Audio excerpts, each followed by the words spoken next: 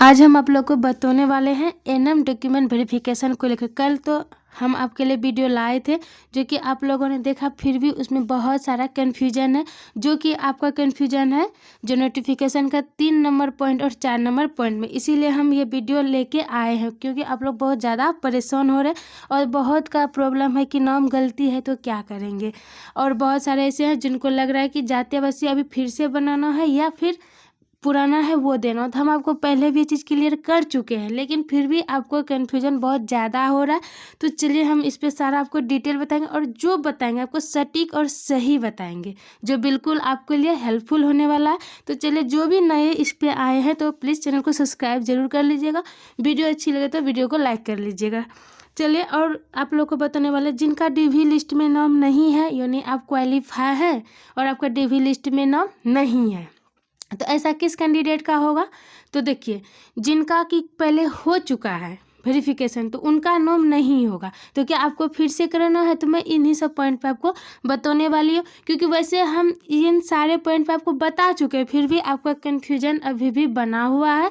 तो चलिए सारे पॉइंट को क्लियर करते हैं। तो ये आपका सबसे पहला पॉइंट है 3 और 4, जिसमें बहुत ज़्यादा जो कैंडिडेट है इसमें ज़्यादा हो रहा है कि आखिर करना क्या है, क्या जाति आवासीय में करना क्या है। देखिए क्या लिखा है इन्होंने, पहले उसको समझिए। 3 नंबर, यदि अभ्यर्थी आरक्षित पद के लिए दावा किया है तब दस्तावेज सत्यापन के समय अनुसूचित जाति अनुसूचित जनजाति के मामले में अपने अस्थायी अधिवास अंचल के राज्य सरकार द्वारा अधिसूचित सक्षम प्राधिकार द्वारा निर्गत जाति प्रमाण पत्र एवं अस्थायी निवास प्रमाण पत्र जमा कर मूल प्रति से सत्यापन करना अनिवार्य होगा, अथवा अभ्यर्थी का आरक्षण का लाभ दे नहीं होगा। तो यही सबको कन्फ्यूजन है कि जो हम जाति आवासीय बनाए हैं, क्या उसमें फिर से हमें साइन कराना है या नहीं। देखिए, जिस टाइम आपने बनवाया था, अप्लाई किया था, उसमें देखिएगा अभी के टाइम पे क्या होता है, डिजिटली उस पर साइन रहता है। ठीक है, डिजिटल वाला साइन रहता है, ऑलरेडी वो आपका साइन किया हुआ है। तो आप लोग का कि हम बोल रहे हैं कि मूल प्रति से सत्यापन कराना, नहीं, वो आपका साइन नहीं है तो आपको करवाना। आपके पास साइन ऑलरेडी है तभी तो आपका वो डॉक्यूमेंट का वैल्यू, अगर उस पर साइन नहीं रहेगा तो वैल्यू उस डॉक्यूमेंट का नहीं होगा। तो इसलिए आप लोग को अगर ये डाउट हो रहा है कि अब पुनः हमको करवाना है या नहीं, तो हम साफ शब्दों में आपको बता रहे हैं कि आपको कुछ नहीं करवाना। अगर आपने जब बनवाया था जाति आवासीय को, उस टाइम आपका डिजिटली उस पर साइन है आपके ब्लॉक से सीओ का, तो आपको कहीं कुछ नहीं करवाना है। आप शांति से वो डॉक्यूमेंट लेके जाइए, आपको कुछ नहीं करवाना। ये जो इन्होंने लिखा है बस उसी को लेकर के लिखा है कि अगर आपका नहीं है तो कराना। ऐसा नहीं है कि हम बनवा चुके हैं, उसमें साइन हो चुका है, फिर से हमको अभी बोल रहा है कि आप सत्यापन करा के लाइए। ऐसा ये नहीं करा, आपको कुछ नहीं करवाना। आप जब बनवाए हैं उस टाइम आपका साइन हो चुका है तो आपको कुछ नहीं करवाना।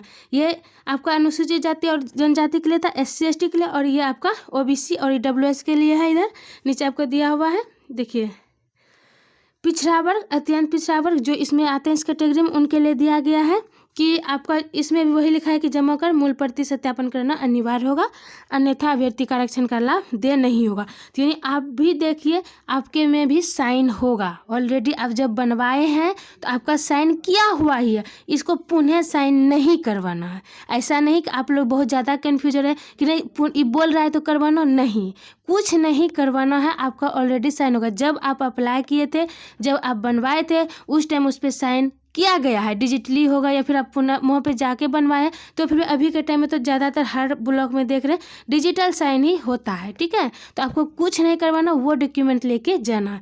और आप लोग का कन्फ्यूजन है कि जो आपका जाति है और निवास है, मायके का लेके जाएं या ससुराल के ले जाएं।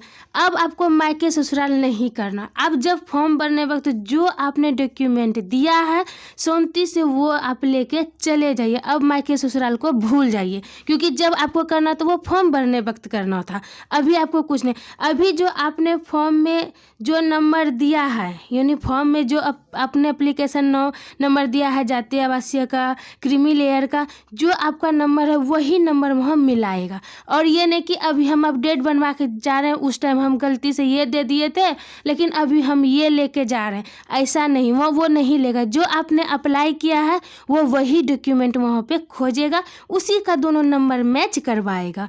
ऐसा नहीं कि अभी हमको नया बनवा के जाना, ये बिल्कुल भी नहीं कह रहा हुआ। जो आप फॉर्म भरने वक्त डॉक्यूमेंट दिए हैं, जाति आवासीय आय का जो भी आपको लग रहा है वहाँ पे क्रीमी लेयर का, वो आपको लेके जाना है, नया नहीं बनवाना है। साफ शब्दों में अब आप कंफ्यूज नहीं होइएगा, क्योंकि हम आपको क्लियर कर रहे हैं कि नया आपको नहीं बनवाना, जो आप फॉर्म भरने वक्त दिए हैं सिर्फ वो आपको लेके जाना है, ठीक है। और बहुत लोगों का है कि मेरा जो है नाम गलती है, फादर्स नाम में गलती है, या फिर किन्हीं का हस्बैंड नाम में गलती है, किन्हीं का खुद के नाम में गलती है।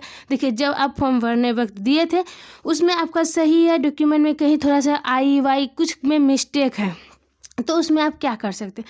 आपको ज़्यादा परेशानी हो रही है तो आप बस इतना कर सकते हैं कि आप हाफी डिफिट बनवा के रख लीजिएगा, ठीक है। अगर वह मांगता है तो दीजिएगा, ऐसा नहीं कि अपने मन से, जैसे कि अभी आप लोग परेशान हो रहे हैं, कॉल करके सर से भी पूछते हैं कि सर गलती है तो क्या करेंगे, कैसे करें। कुछ नहीं, अगर आप जो डॉक्यूमेंट आपने दिया है और आप वो लेके जा रहे हैं, ठीक है, अगर उसमें किसी प्रकार के वो अगर आपको गलती निकालते हैं तो आपको अपना हाफी डिफिट दिखाना है, नहीं तो आप साइलेंट रहिए, आपको कोई प्रॉब्लम नहीं होगा, ठीक है। और ज़्यादा अपने सिक्योरिटी के लिए सबसे बेस्ट है, अगर आपको लग रहा है कि हम को प्रॉब्लम नहीं हो तो आप हाफी डिफिट बना लीजिए। जैसे कि हाफी डिफिट में बनवाइएगा, उसमें लिखा है कि जो नाम में आपका गलती है दोनों सेम व्यक्ति है, नाम में बस मिस्टेक हुआ है, या फिर आपके किसी का एनएम डॉक्यूमेंट में कोई भी नाम गलत है तो उसमें क्या करेंगे।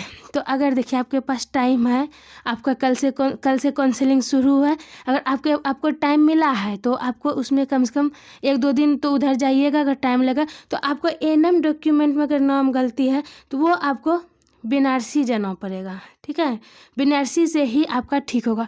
और ठीक कैसे होगा, तो आपको खुद के कॉलेज से एप्लीकेशन लिख करके फॉरवर्डिंग कराना पड़ेगा प्रिंसिपल से, उसके बाद आपको बनारसी जाना पड़ेगा, उसके बाद वहाँ पे आपको ठीक करेगा, ठीक है। ये प्रोसेस होगा। इतना अगर आपके पास समय है और आपका काउंसलिंग में भी टाइम है, आप करवा सकते हैं, तो आपको दौड़ धूप करना पड़ेगा। नहीं तो आप सिंपली आप हाफी डिफिट बनवा के भी जा सकते हैं, इसके लिए टेंशन नहीं लेना, ठीक है। और किसी प्रकार का किसी का कोई डाउट है, और बहुत सारे कैंडिडेट ऐसे हैं जिनका कि रजिस्ट्रेशन ट्रांसफ़र नहीं हुआ। देखिए, रजिस्ट्रेशन आपको ट्रांसफ़र करना पहले ही आपको कहा गया है कि रजिस्ट्रेशन आपके पास ट्रांसफ़र होना चाहिए, लेकिन आपने नहीं करा, ये आपकी गलती है कि इसमें कोई कुछ तो नहीं कर सकता, क्योंकि आपने रजिस्ट्रेशन ट्रांसफ़र उसमें साफ बोला है कि आपका बिहार नर्सिंग काउंसिल से रजिस्टर होना चाहिए, आपका रजिस्ट्रेशन यहाँ का होना अनिवार्य है, ठीक है। अगर आपने नहीं कराया है तो फिर आप जाइए वहाँ, अगर देखिए मोहलत देता है, यानी अगर आपको बोलता है कि नहीं अगर नहीं कराए तो आपको कुछ दिन का समय दिया जाता है, आप करवा लीजिएगा। तो देखिए आप जाके आपको वहीं पे अब इसकी जानकारी मिल पाएगी कि ऑफिस में वहाँ आपको बीटीसी आयोग में क्या बोलते हैं, उसके आधार पर ही आपको जो करना। फिलहाल आप डीवी के लिए चले जाइए, अगर आप नहीं भी करवाए तो अगर वहाँ पर आपको सोल्यूशन मिल जाता है तो अच्छी बात है, ठीक है। और बहुत सारे ऐसे कैंडिडेट हैं जिन्होंने डीवी करा चुके हैं, यानी कि जो आपका 20 से पहले उधर जनवरी में जो आपका डीवी हुआ था उसमें जिन्होंने डीवी करा लिए हैं वो भी अपना नाम ढूंढ रहे कि मेरा नाम इसमें नहीं आया है, हम तो क्वालिफाई हैं, क्यों नाम नहीं है। तो सिस्टर, इसमें साफ शब्दों में बोला गया है, आप यानी कि आपने इसको नहीं पढ़ा है। इसमें कहा गया, आपका जो दिया हुआ है ये विज्ञापन, इसमें साफ शब्दों में कहा गया है कि जिनका हो चुका है उनका फिर से नहीं कराना है। तो आप लोग के लिए पहले भी बोला गया है कि जिन लोगों का डॉक्यूमेंट वेरिफिकेशन हो गया, जो कार्य अनुभव वाले हैं और जो हायर क्वालिफिकेशन वाले हैं और जो डीक्यू कोटा वाले हैं, इन तीनों का जो है डीवी हो चुका है उसी टाइम। अब जिन्होंने नहीं कराया इसमें, तो ये आपकी गलती है, क्योंकि आपका जब नाम आया था उस टाइम आपको करवाना था, ठीक है। तो इन तीनों का नाम इस लिस्ट में नहीं है, तो आप लोग परेशान मत होइए, क्योंकि आपका डॉक्यूमेंट वेरिफिकेशन हो चुका है, दोबारा आपको नहीं कराना। तो आप लोग निश्चित रहे, टेंशन नहीं लीजिए कि अब मेरा तो नाम नहीं आया तो क्या हो। तो आपका एक बार डॉक्यूमेंट वेरिफिकेशन हो गया तो अब आपकी दोबारा कराने की ज़रूरत नहीं है, ठीक है। तो अब आपका अगर इस लिस्ट में नाम ढूंढेंगे तो आपको मिलेगा ही नहीं, क्योंकि आपका इसमें इस लिस्ट में नाम ही नहीं होगा, क्योंकि आपका एक बार आपका डॉक्यूमेंट वेरिफिकेशन हो चुका है। तो इसलिए आप लोग टेंशन नहीं लीजिए कि हमें फिर से कराना होगा, लिस्ट में नाम नहीं है, उसके लिए परेशान नहीं होइए।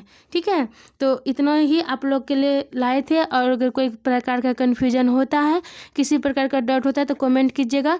हम कोशिश करेंगे कि आप लोग का वीडियो बना के आपको समझा दें, रिप्लाई कर दें। ठीक है, तो और आप लोग में एक चीज़ और है, सभी लोग को अभी भी डाउट है कि आखिर जो ये डॉक्यूमेंट है उसको कैसे अरेंज करना है। तो देखिए, आपको कुछ नहीं करना, आपको पढ़ने तो आता ही है, सबसे अच्छा है। इसमें जो लिखा हुआ है, ये क्रम जो देख रहे हैं, क्रम संख्या, ये जो डॉक्यूमेंट का क्रम संख्या है, इस प्रकार से आपको सजा लेना है।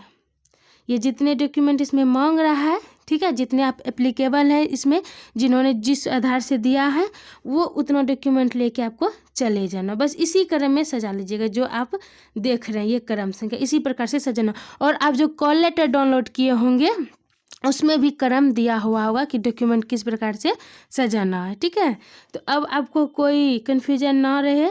अगर कन्फ्यूजन होता है तो आप कमेंट ज़रूर करिएगा, जिसका हम जवाब देने का प्रयास करेंगे। ठीक है।